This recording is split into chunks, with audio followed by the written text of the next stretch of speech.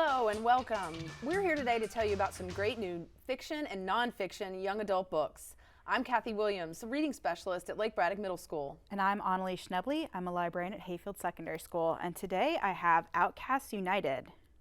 And generally, I am not a fan of sports books. I love sports books. Well, I typically don't. And I always have kids who want great sports books. So I broke down one day and I picked this book up off the shelf.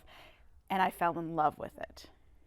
So tell us about it. Okay, so it is actually about a soccer team in Clarkstown, Georgia. And I didn't know this, but apparently more than half of the population of Clarkstown, Georgia are actually refugees from other countries. And they end up just getting relocated to this little town outside of Atlanta.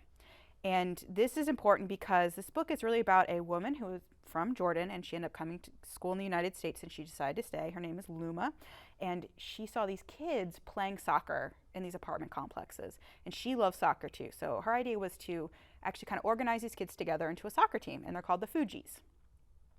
And I really like this book because not only was it about this woman and all of her struggles to get this team put together and get them supplies and playing time and kind of to fight against some of the prejudices of the townspeople about this team, but also it's about this great soccer team who gets better and gels, and these kids are amazing players, and there's this great tournament that they end up playing in.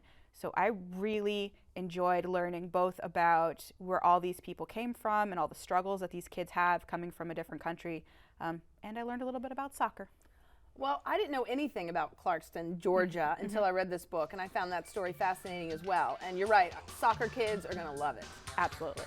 And that's today's book talk.